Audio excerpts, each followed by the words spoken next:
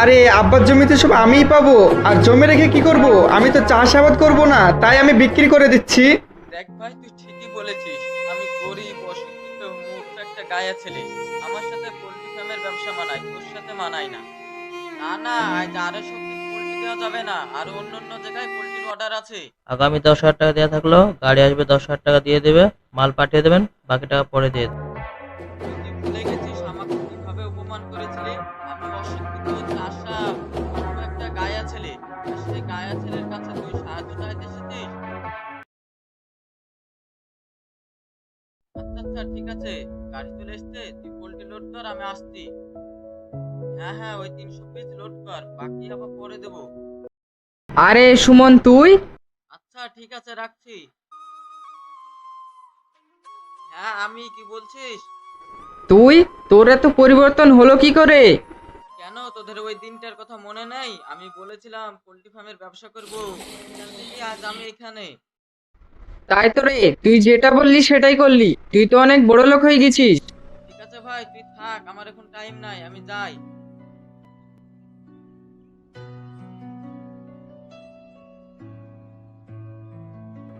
2 বছর আগে ও এত গরিব ছিল, সবাই ওকে ঘৃণা করতো, আজ ও পোল্ট্রি ফার্মের ব্যবসা করে এত বড় লোক হয়ে গেল।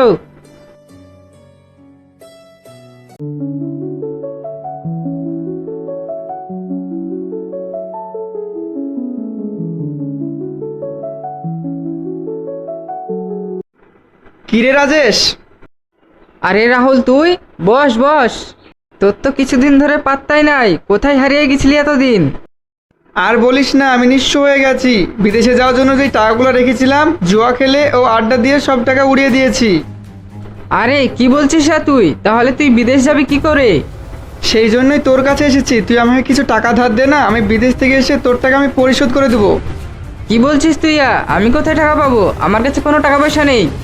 আরে ভাই, তোদেরকে আমি কত সাহায্য করেছি, তোদের পাশে দাঁড়িয়েছি, আর এখন আমি বিপদে পড়েছি, তুই আমাকে সাহায্য কর। আমি তোকে সাহায্য করতে পারবো না রে, তবে তোকে একটা উপায় দিতে পারি। কি উপায় বল তাহলে। আজকে দেখলাম সুমন অনেক বড় লোক হয়ে গেছে, তুই ওর কাছে গিয়ে সাহায্য চাইতে পারিস। সুমন? সুমন আমাকে কিভাবে সাহায্য করবে?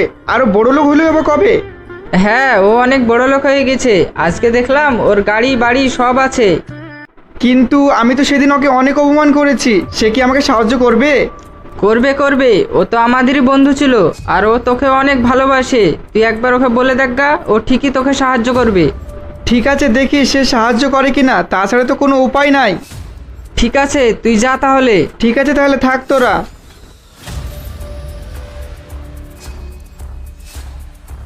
যত সব চলে এসছে আমার কাছে সাহায্য চাইতে। আচ্ছা আচ্ছা, ঠিক আছে, আপনাকে চিন্তা করতে হবে না, আপনি গাড়ি পাঠিয়ে দেন, আমি 300 পিস পোল্ট্রি পাঠিয়ে দেবো। না না, আপনাকে খারাপ পোল্ট্রি দেবো কেন, একদম ভালো পোল্ট্রি আছে। আচ্ছা রাখছি তাহলে। সুমন সাহেব, আমার কিছু পোল্ট্রি লাগবে। ও পোল্ট্রি লাগবে? ক পিস পোল্ট্রি লাগবে? লাগবে তো আজকে 250 পিস। না না, আজ 250 পিস পোল্ট্রি দেওয়া যাবে না, আরো অন্য অন্য জায়গায় পোল্ট্রির অর্ডার আছে। না না, আজকে আমাকে 250 পিস মাল দিতেই হবে, একদমই আমার কাছে মাল নেই। আরে ভাই, আজকের মতো অল্প করে মান নিয়ে যান, পরে আবার দেবো। না না ভাই, আপনাকে টাকাটা দিচ্ছি, কালকে গাড়ি পাঠিয়ে দেবো, আপনি মালটা দিয়ে দেবেন, টাকাটা ধরেন। আরে ভাই, তোমরা তো শুনবা না, তোমাদেরকে কি বলবো বলো, তোমাদেরকে কি করে মাল দেবো? আরে ভাই, আপনার তো এরকম 3-4টে ফার্ম আছে, আপনার মাল দিতে অসুবিধা কোথায়? আগামী 10,000 টাকা দেওয়া থাকলো, গাড়ি আসবে 10,000 টাকা দেওয়া থাকবে, মাল পাঠিয়ে দেবেন, বাকি টাকা পরে দিয়ে দেবো। ঠিক আছে, গাড়িটা কালকে মনে করে পাঠিয়ে দেবেন। সুমন, রাহুল তুই কিছু বলছিস নাকি? তুই তুই কাজটা সেরে নে, তারপর আমি বলছি। আচ্ছা ঠিক আছে ভাই, তাহলে এই কথাই রইলো, কালকে গাড়িটা পাঠিয়ে দেবো, মালটা দিয়ে দেবেন। হ্যাঁ এবার বল, কি বলছিলি? না মানে, তোর কাছে একটু সাহায্যের জন্য এসেছিলাম। সাহায্য? তোর আবার কি সাহায্য দরকার পড়লো আমার কাছে? আমি না বিদেশে যাব, আমার কিছু টাকা দরকার, তা বলছিলাম তোর কাছে যদি কিছু টাকা হতো তাহলে আমি বিদেশ যেতাম। কি, তুই এখনো বিদেশ যেতে পারিসনি? তুই 2 বছর আগে বলছিলি আমি বিদেশ যাব, বড় লোক হব। না রে, যা জমি জায়গা ছিল সব বিক্রি করে ফুর্তি করে উড়িয়ে দিয়েছি, বিদেশ যাওয়ার মতন আমার কাছে কোনো টাকা পয়সা নাই। তুই আমার কাছে সাহায্য চাইতে এসেছিস, তুই আগের কথাগুলো মনে করে দেখ।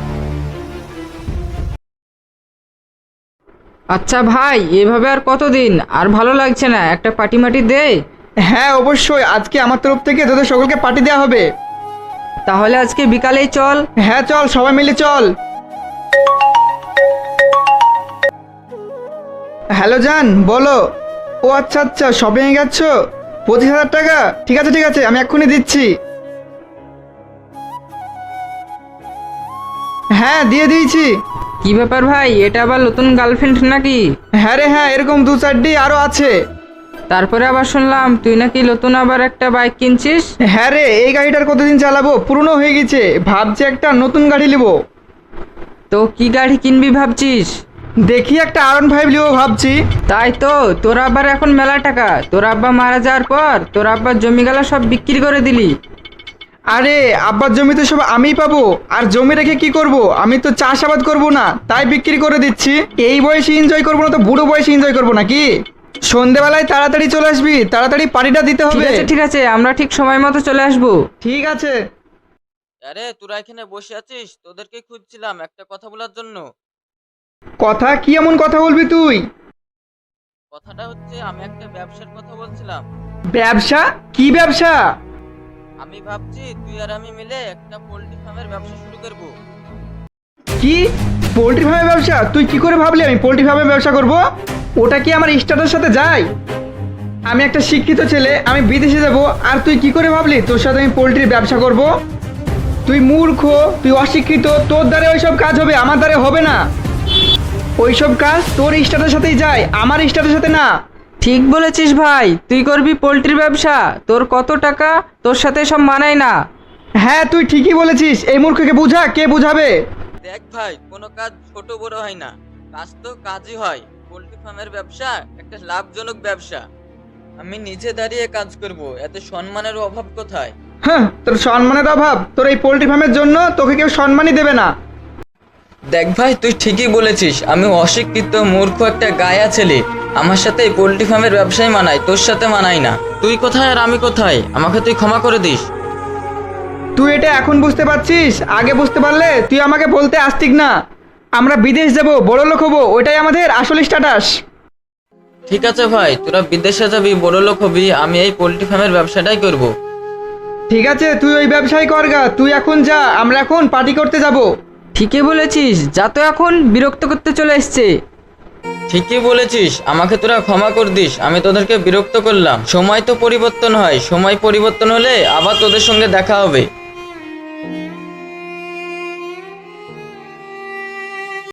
যত সব, ও কি করে ভাবলো আমি পোল্ট্রি ফার্মের ব্যবসা করব?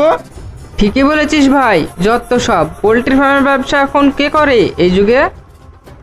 চল চল, গোসল করে নিয়ে গিয়ে বিকালে বা পার্টি আছে। মনে পড়লো সেই 2 বছর আগের কথা। তুই কি ভুলে গেছিস আমাকে কিভাবে অপমান করেছিলি? আমি অশিক্ষিত, চাষা, মূর্খ একটা গায়া ছেলে, আর সেই গায়া ছেলের কাছে তুই সাহায্য চাইতে এসেছিস। কিন্তু আমি চাইলে আলাদাভাবে ব্যবসাটা শুরু করতে পারতাম। আমি চাইছিলাম তুই আমার সাথে ব্যবসাটা শুরু কর, কিন্তু সেদিন যেভাবে আমাকে অপমান করেছিলি সে কথা আজও আমার মনে আছে। ভাই সেদিনকার কথা মনে পড়লে এখনো লজ্জা লাগে। ওই দিন আমি চেয়েছিলাম দুজন মিলে একটা ভালো ব্যবসা করি, যাতে দুজন ভালো জায়গায় পৌঁছাতে পারি। কিন্তু তুই ওই দিন বিদেশে যাবো বলে আমাকে অপমান করলি। তোর সাথে নাকি পোল্ট্রি ফার্মের ব্যবসা করা যায় না, তুই তো বড় লোক হবি, তোর তো আলাদা স্বপ্ন। ভাইরে, ওই দিনের জন্য তোর কাছে আমি ক্ষমা চাইছি। আমি অনেক বিপদে পড়েছি, তুই আমাকে টাকা দিয়ে সাহায্য কর না। আমি অনেকের কাছে গিয়েছিলাম সাহায্য চাইতে, কেউ আমার পাশে নেই। যাদেরকে আমি আপন ভেবেছিলাম, টাকা দিয়ে খাইয়েছি, পড়িয়েছি, তারা আমার এই বিপদের সময় পাশে নেই। আরে বন্ধু, তুই আসল বন্ধু চিনতে শিখলিনি, সেই জন্য তোর আজ এই অবস্থা। তুই ভালো থাকিস, তোর সাহায্য আমি করতে পারলাম না।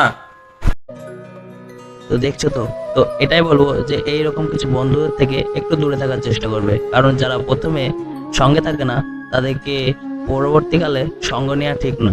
কারণ তারা দুঃখের টাইমে সঙ্গে থাকে না এবং সুখের টাইমে সঙ্গ দিতে আসে এবং সাহায্য দিতে আসে, তাদের থেকে দূরে থাকাই ভালো। সময় হচ্ছে একটা পরিবর্তনশীল বস্তু, যেটা মানুষকে কোনো সময় মালিক এবং গরিব বানিয়ে দিতে পারে। তো ভিডিওটা দেখে যদি অবশ্যই ভালো লেগে থাকে, তাহলে আরো কিছু মানুষকে দেখার সুযোগ করে দেবেন এবং ভিডিওটা লাইক, কমেন্ট, শেয়ার করে দেবেন। তো সবাই সুস্থ থাকবেন, ভালো থাকবেন। নতুন একটা ভিডিওর সঙ্গে আবার আপনাদের দেখা হবে।